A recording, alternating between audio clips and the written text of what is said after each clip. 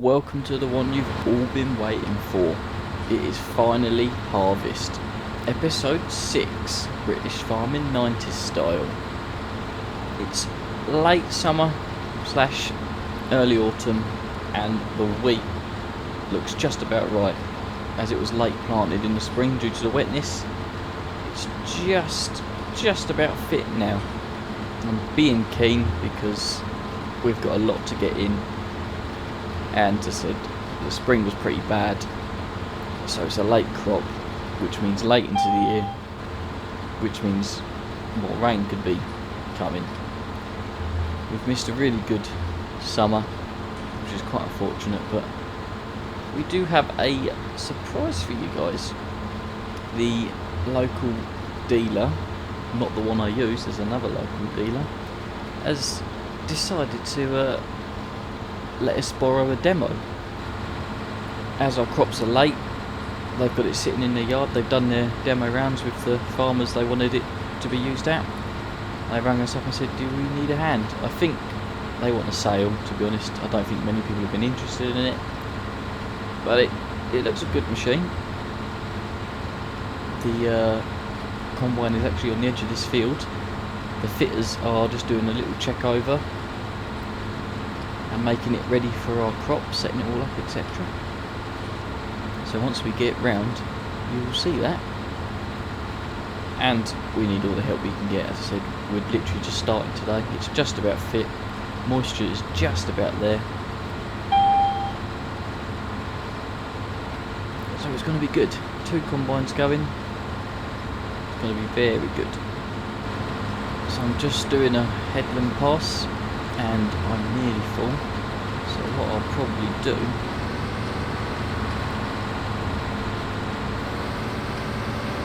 is strike out a section so the tractor can come next to me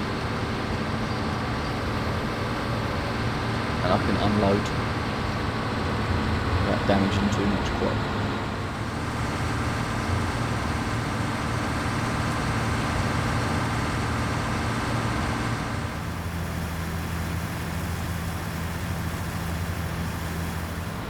So an introduction to combining, as you can see there, striking out the outside of the field, and mainly get a moisture check, make sure it's all fit, and also you want to do the outside so you've got somewhere to turn around when you're doing your main work. You see up there, demo combine. So I'm probably going to do three laps round, I think. Gives you enough room to turn. I'm not doing any straw, I don't have any cattle, and the straw market in the 90s wasn't really the best unless you had beef or dairy farm. In regards to your main work, you would usually start on a tram line, so that would be your straight line, combine down your tram line, and then you've got a nice straight line to work from, providing the sprayer driver or the cultivator driver, drillman, put some nice straight tram lines in anyway. Failing that, you can always pick a spot in the distance, but there's always tram lines. And they're pretty good to work from, to be honest. So the combine internals are all set up for wheat, so it rubs the crop and separates the grain from the plant. Look, the old demo. So our first round, go for a second. But while we're here, well, here is the demo combine. John Deere 2266. Pretty good combine by all regards. Quite common in the 90s, early 2000s. I think there's still a few about. Not so popular in England, mainly because back then the John Deere combines were set up primarily for an American crop like your corn and big seeds as such. So they took a long time to set off in the UK and establish themselves as a good combine, but they are a good combine. So once the fitters are finished with that, we'll get that one going as well. I think I'll put the old man in that, and obviously our combine, class Dominator, along with the New Holland. These were the most common combine in the 90s. loads of them everywhere. Really easy to use. The driver could maintain it himself without any hassle. Nowadays you can't do anything without a laptop to the combine, so these were the age of where you fix it yourself. So I'm gonna continue my headland round. Maybe after this another one will be fine. And we've got plenty of room to turn around. So once the headland's all done, we'll start on the main work. Chat to you in a bit.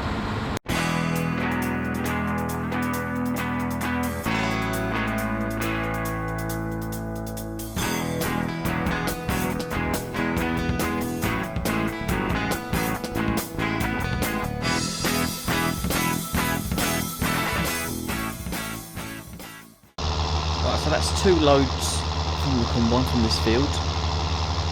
I'm just going to run it back. It's not a full trailer, but I'm just going to run it back to the grain store for a proper moisture test. The combine's saying it's around 16%, which is borderline, and the hand test from the combine 16-17%. So we don't want to go any wetter than that. So if we do a proper moisture check back at the grain store and see what it comes out as, decide whether or not we can carry on. Might have to leave it another day, but we shall see. Fingers crossed.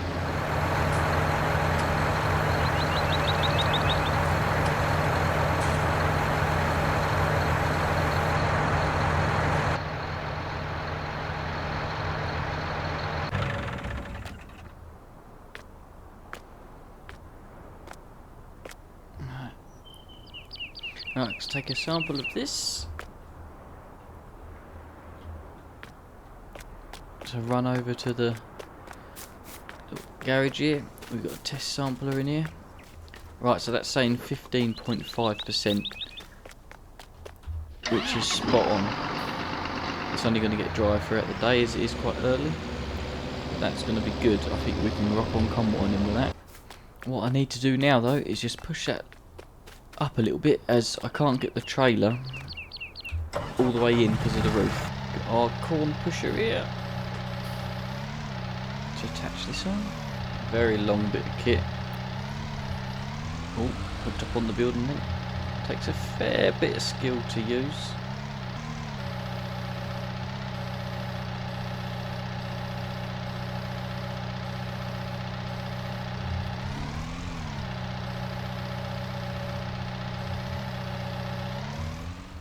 That's fairly neat.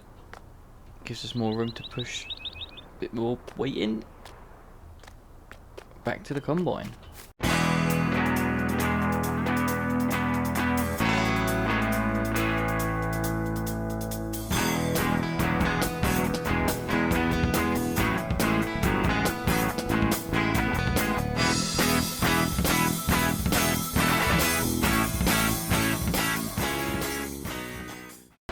So that's a good start. Moisture's good. Next thing to check, now that it's not on the headland, it's never good to set your combine up on the headland, but we're far enough in now from the second run just to go and check our losses behind the combine. So that is to determine if we've set the combine up right. And if you're losing a lot of grain out the back, obviously you need to make a few tweaks here and there. Normally it's things are going too fast or things are going too slow, like your sieves not open correctly, or the front or the drum and concave isn't correctly set up and it's too wide, so crops going through without being rubbed properly. Another one is wind, like if your fan's turned up which blows the dust out, it's too high, you can blow grain out. There's loads of various things to check, but typically there is a standard setting based on the combine and you work yourself from there. So I think we're doing a hard stop.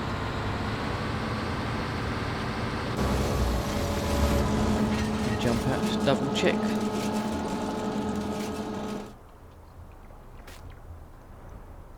So my rule of thumb is put your hand on the floor, and if you have 1 or 2 bits of grain under your hand, you're doing alright. You'll never get a combine 100% efficient where it doesn't kick anything out, because that means that you're working too hard essentially. You do want some losses coming out the back, because you will just never get on. You'll be working too hard, you'll be concentrating too much on your crop coming in. You just want a nice balance where you're losing a little bit but your forward speed's good and your combine performance is good. You don't want no cracked grains. There's a few things to check. So once you make sure your combine's all set up, then you're good to go. So there's one there. There's a few more than I'd like. So I'm just going to go and tweak the fan speed a little bit. Turn that down a little bit to see if that helps in the blowing. And I'm just going to open the concave up a little bit so we've got more rubbing between crop. And make the sieves a bit more aggressive. That way we're shaking it a bit more. So we'll give that a go, and I think we'll just crack on with that. So I'll finish the headland. I'll speak to you guys in a bit.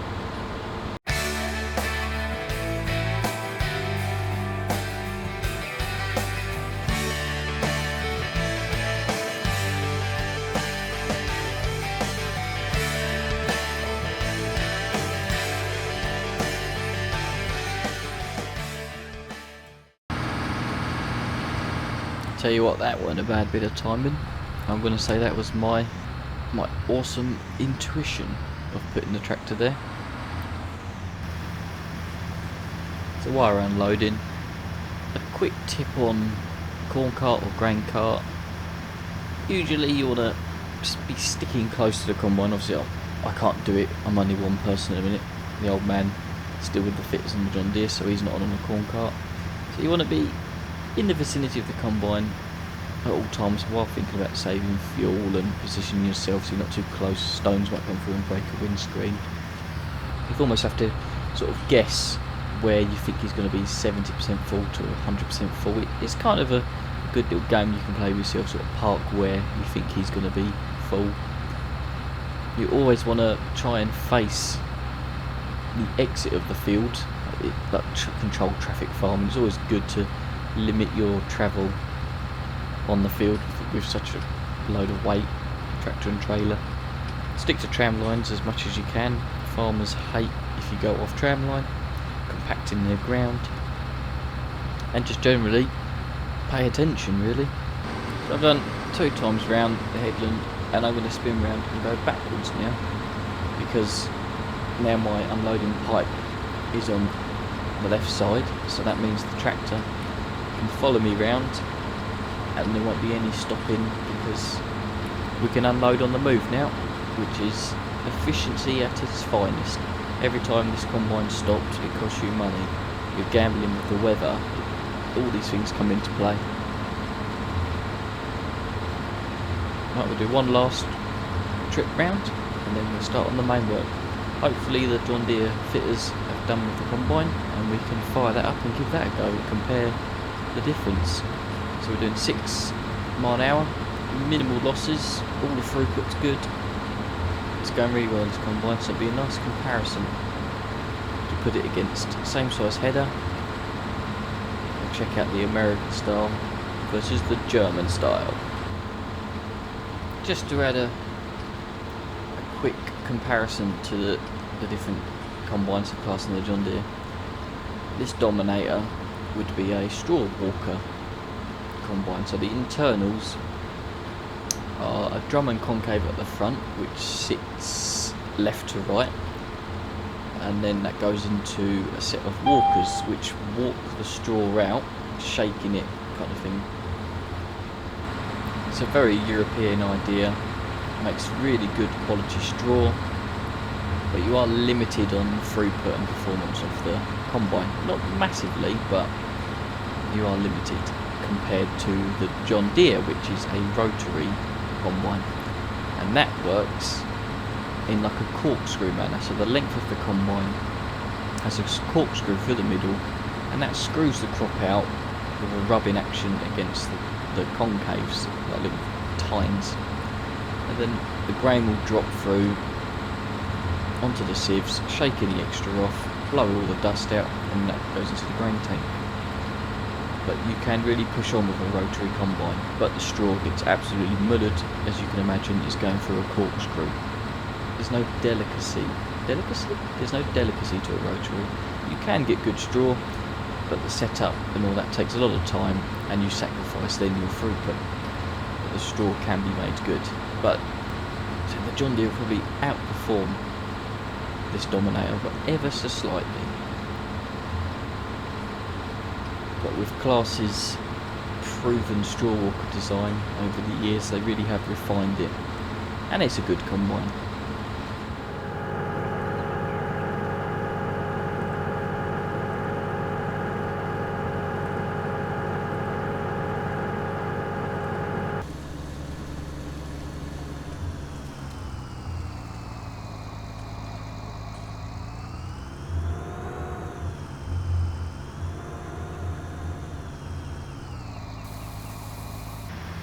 Oh, the old man's finally doing some work. He's brought the blue one out. I just took the sprayer off yesterday. And he turned it round and drove the right way for once. Can't believe it. I thought he was going mad in his old age.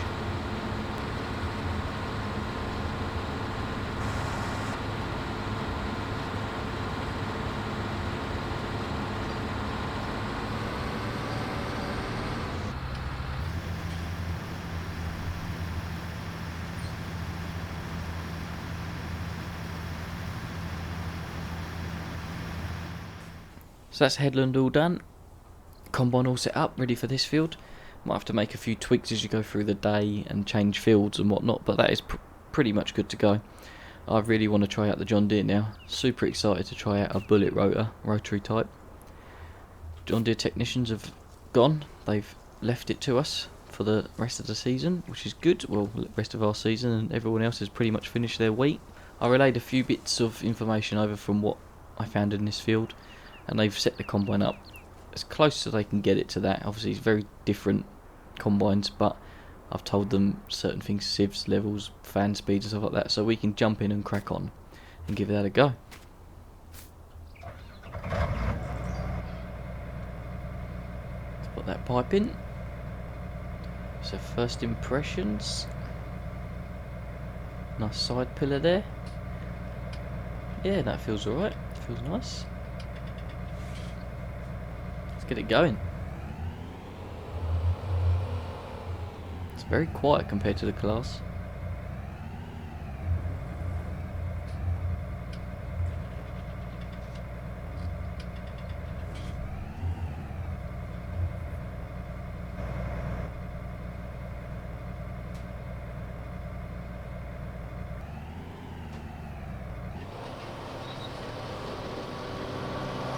Yeah, that's really quiet. I like that. Quietness is good.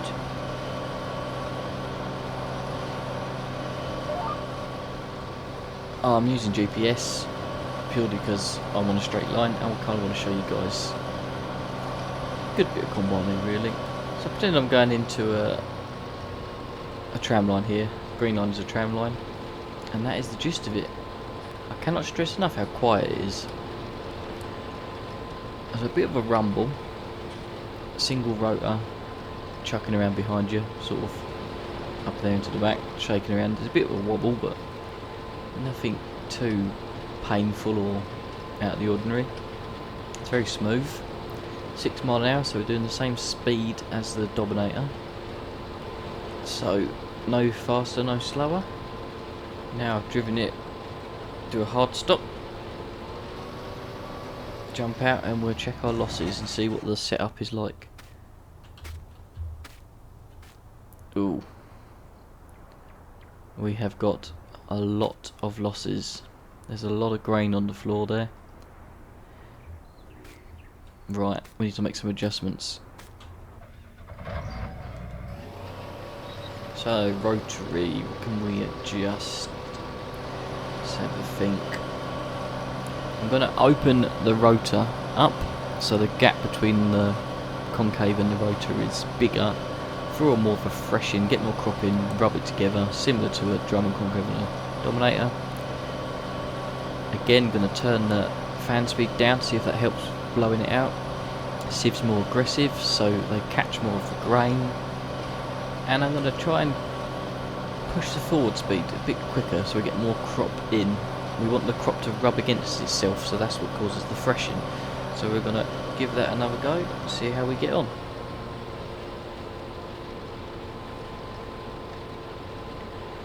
Already on the screen, you guys can't see this, but from memory in the John Deere combine, your losses are on those green graphs as such, and we're on the green. Before we was just touching orange.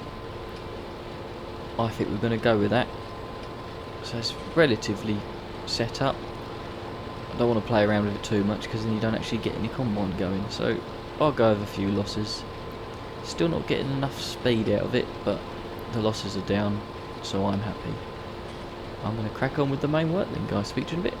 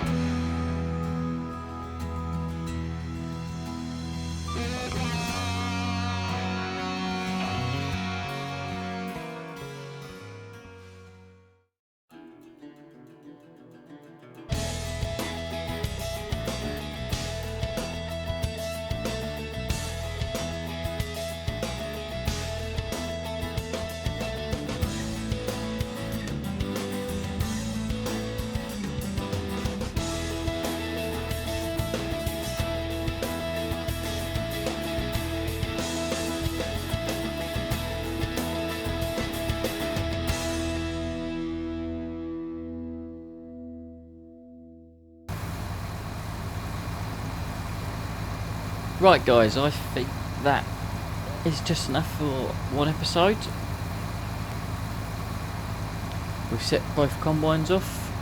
The grain store's starting to fill up. We're a good quarter of the way through the first field. We are in full operational farming mega work. And there goes the old man. Cheers mate, thanks for that corn cab. Could have shook it or waited till it was actually empty. Jesus, just can't get the staff anymore. So yeah, he's going to crack on in the class. I'm going to go and have to drive the John Deere, and we have to sort of fight between us with the corn cart. We was due to have a young lad start, but he hasn't turned up yet, so I might have to make some phone calls. Right, that brings us to the end of part 1 of the harvest. See you guys for part 2. Cannot wait. Bye for now.